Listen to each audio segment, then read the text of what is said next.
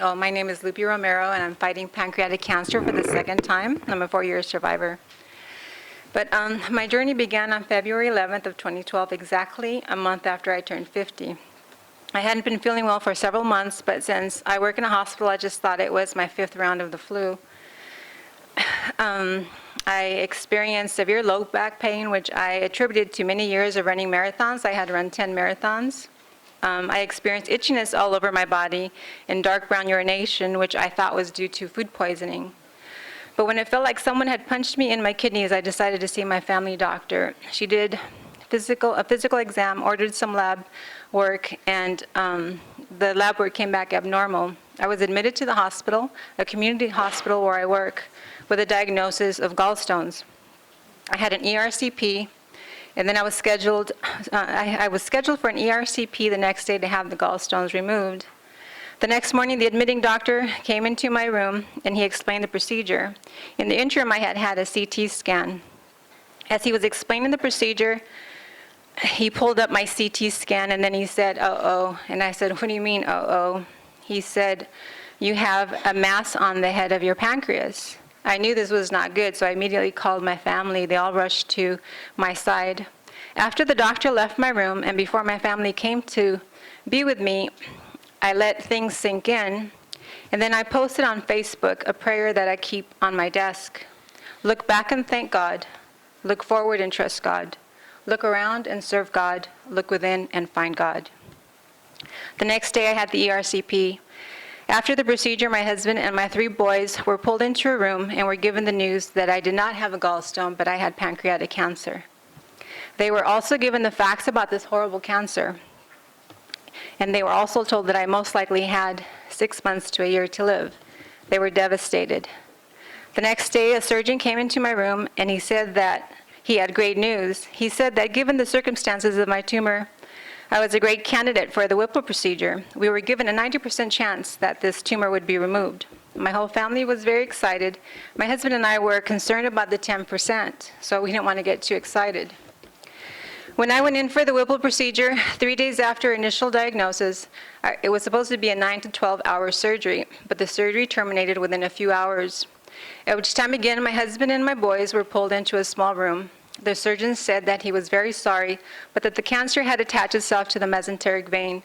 Therefore, he was not able to remove the tumor, and there was nothing more that he can do. This time, the surgeon told my family I most likely had 3 to 6 months to live. My oncologist in Orange County told me about a new treatment that had recently been released. This chemo was very aggressive, but he felt that I would be a good candidate for this new chemo called Filfornox. I agreed. Unfortunately, when he presented this at the tumor board, his recommendation was turned down, as the board felt that the aggressive chemo was known to have severe and harsh side effects, and that would prevent me from having a good quality of my remaining short life. I was then placed on Gemzar for 3 months with no response. At the insistence of one of the radiologists in the department where I work, at the hospital where we both work, he told me that that was a great trauma hospital, but that it was not a cancer center. He urged me to come to UCLA. I had never been sick before, so I kind of hesitated. But then I contacted Barbara Corcoran, and then I had an appointment with Dr. Hines and Dr. Weinberg.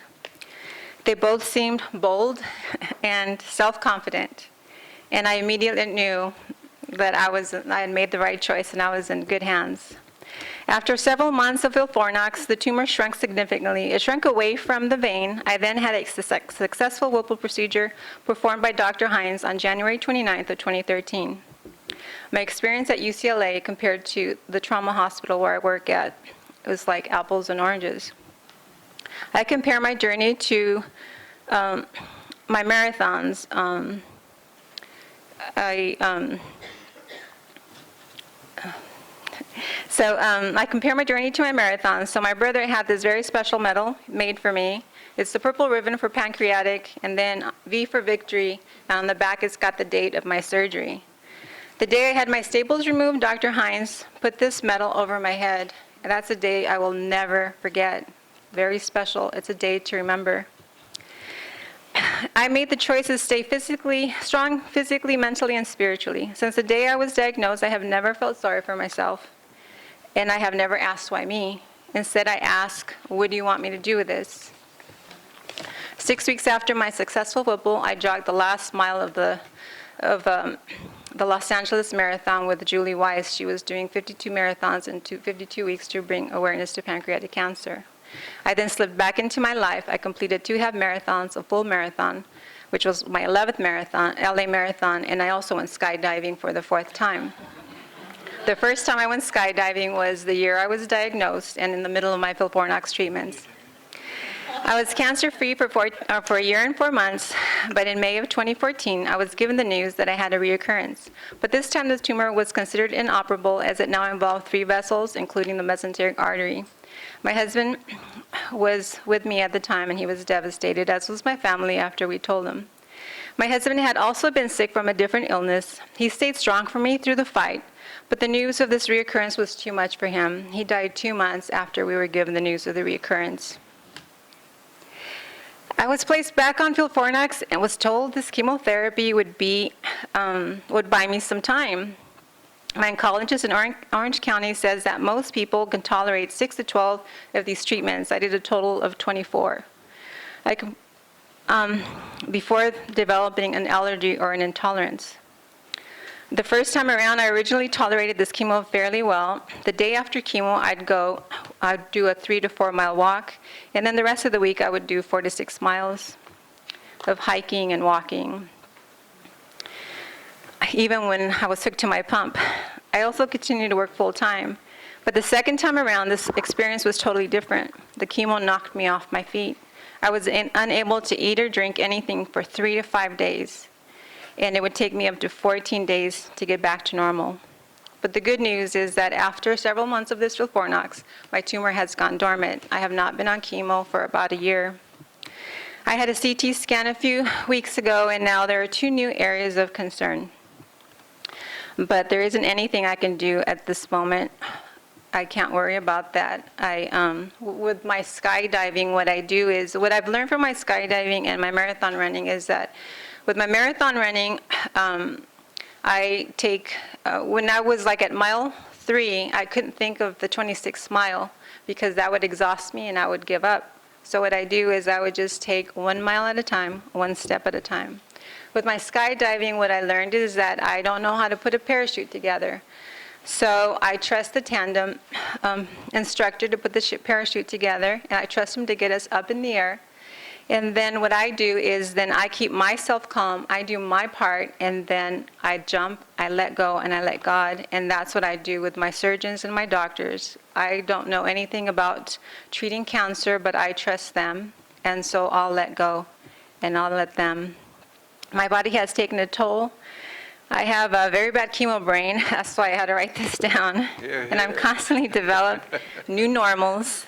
Even though I'm a 4-year survivor, things keep unfolding. Even though I look like a lot of people are surprised that I have cancer, I do have to work on getting up in the mornings, getting dressed, and taking 1 step at a time.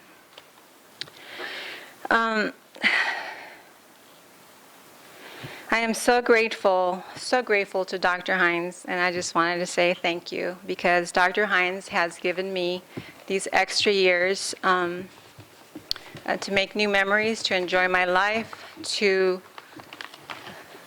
just just take 1 day at a time. And then I would like to invite any of you who would like to come. We're going to go skydiving again. It'll be my 5th time.